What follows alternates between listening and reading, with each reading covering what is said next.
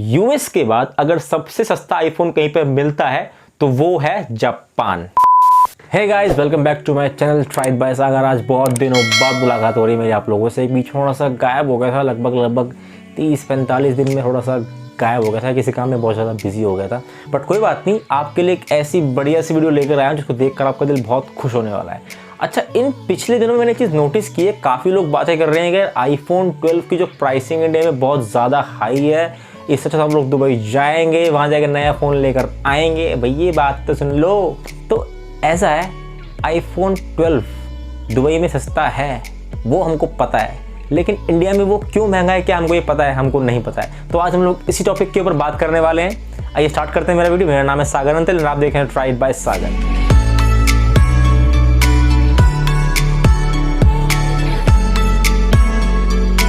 सबसे पहले हम लोग आईफोन 12 की जो प्राइसिंग है वो समझने की कोशिश करते हैं। जैसे कि हम यूएस में प्राइस जानते हैं, वहाँ पर है आईफोन मिनी से लेके 12 प्रो एंड प्रो मैक्स तक, जो कि है 699, 799, 999 एंड 1099। अब इसका जो इंडिया में कन्वर्जन है वो ये होता है, लेकिन जब ये सेम फ़ोन इंडिया में आ जाता है उसका प्राइस यूएस के करंट कन्वर्जन से बहुत ज़्यादा हाई हो जाता है। अप्रॉक्स $1 जो है वो इन्होंने 100 रुपये कन्वर्जन लगाया है। और बहुत सारी ऐसी न्यूज़ भी आई थी कि उनमें ये बताया जा रहा था कि एप्पल को यूएस डॉलर का प्राइस नहीं पता क्या। यूएस का जो डॉलर का प्राइस चल रहा है वो $1 70 से लेके 75 रुपये तक का होता है, लेकिन इन्होंने $1 का प्राइस 100 से लेके $120 तक लगा लिया है अपने फ़ोन्स के ऊपर। लेकिन ये ऐसा क्यों हो रहा है? फर्स्ट ऑफ ऑल हमें चीज़ जाननी होगी कि आईफोन 12 जो है वो इंडिया में नहीं मैन्युफैक्चर होता, वो अभी भी चाइना में मैन्युफैक्चर हो रहा है, तो उसको हमें इंडिया में इंपोर्ट करना पड़ता है। अब आपको पता होगा जब कोई भी चीज़ इंडिया में आती है तो उस पर हम कस्टम ड्यूटीज लगाते हैं, और इंडिया में फोन्स के ऊपर जो कस्टम ड्यूटीज है वो है एवरेज 20%। अब इसके बाद आता है जीएसटी, जो कि पहले था 15% का, लेकिन अब गवर्नमेंट ने पिछले कुछ टाइम से बढ़ाकर कर दिया है 18%। इन सब के चलते हुए जो आईफोन का जो प्राइस है वो इतना ज़्यादा बढ़ जाता है। सेकेंड थिंग, अब आपने नोटिस की होगी, अब जो मैंने कन्वर्जन यहाँ पर आपको करके दिखाया है वो आज का करंट डॉलर रेट से कन्वर्जन हुआ है, लेकिन कल तक ये रेट नहीं था और ना ही कल ये रेट होने वाला है। तो सेम थिंग एप्पल के साथ भी होती है।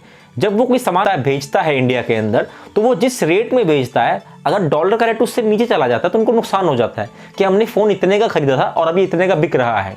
इसलिए उनको अपना एक बफर रखना पड़ता है। बफर का मतलब वो डॉलर की जो वैल्यू है वहाँ पर वो 73 से लेकर 78 तक रखते हैं, मतलब बीच में 5 रुपये का बफर रखते हैं $1 के ऊपर। हालांकि अब इंडिया में एप्पल का स्टोर भी खुल चुका ऑनलाइन, लेकिन फिर भी इतना डिफरेंस क्यों है? तो ये डिफरेंस सिर्फ इसलिए है क्योंकि जो प्राइस इंडिया में आता है 18% जीएसटी लग जाती है उसके ऊपर, 20% का उस पर टैक्स लग जाता है एंड 2% किस पर लगता है सेस, टोटल हो जाता है 40%। इन सब के चलते हुए जो आईफोन का जो प्राइस है वो इतना ज़्यादा बढ़ जाता है। अब सेकंड थिंग आती है दुबई जाने वाली।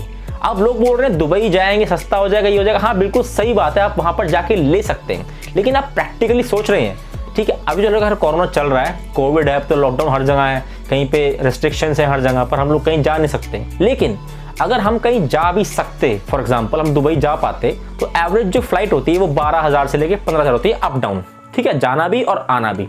जो फ़ोन हमको इंडिया में 70 का पड़ रहा है वो हमको वहाँ पे 60 का पड़ रहा है। ये तो खैर मिनी का प्राइस था। अगर हम बात करते हैं प्रो की और मैक्स की, तो उनमें ऑन एन एवरेज दुबई से और इंडिया में जो कन्वर्जन का डिफरेंस का रेट है वो लगभग 30,000 रुपये तक का हो जाता है। और हमारा फ्लाइट का खर्चा मिला के, टिकट का खर्चा मिला के, सब कुछ मिलाकर 30,000 रुपये मैं नहीं मानता हो सकता है। मैंने एयरबीएनबी के प्राइस चेक किए, जो कि सबसे सस्ते होटल्स होते हैं, उसमें भी ऑन एन एवरेज आपको 4,000 रुपये एक नाइट का देना होगा, और वो भी एवरेज कम से कम 2 दिन रुकना होगा। तो 8,000 रुपये तो खाली आपका होटल का स्टे होगा, जो कि आपने एयरबीएनबी से बुक किया है, आपने कोई होटल बुक नहीं किया, ठीक है।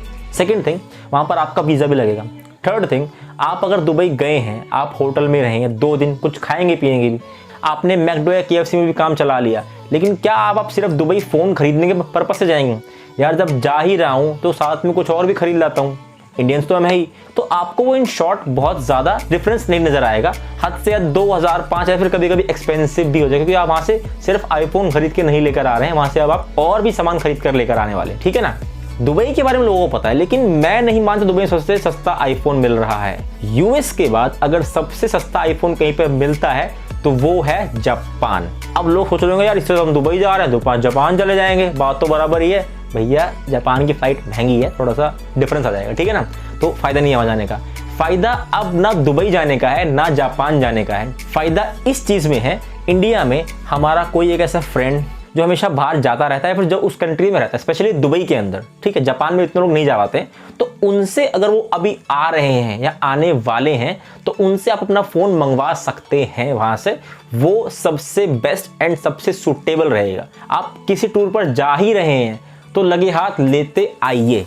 प्राइस यूएस के अंदर $999 है, तो जापान के अंदर $150 का ही है। दुबई सस्ता नहीं है, जापान सस्ता है, लेकिन फ़र्क क्या पड़ जाता है वहाँ पर टिकट हमारा अप डाउन महंगा है, दुबई पास में से थोड़ा सस्ता पड़ जाता है। लेकिन वहाँ पर एक ऑप्शन आपको देना पड़ेगा।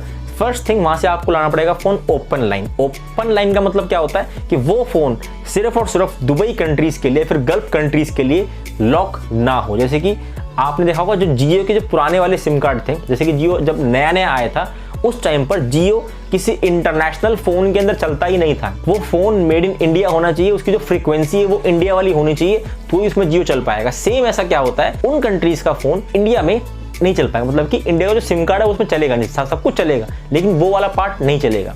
सेकंड थिंग क्या होती है, एप्पल की बहुत सारी सर्विसेज होती है, जैसे कि अपना iCloud हो जाता है, ठीक है, iMessage हो जाता है, ये ऐसी बहुत सारी वाइड सर्विसेज है एप्पल के अंदर। ये सर्विस होती है ना, ये एप्पल कंट्री वाइज प्रोवाइड करता है। मतलब कि अगर आपका फ़ोन उन्होंने स्पेशली इंडिया के लिए भेजा है तो वो उसमें जो फीचर्स होंगे वो इंडिया मार्केट के लिए प्रोवाइड करवा कर भेजेगा।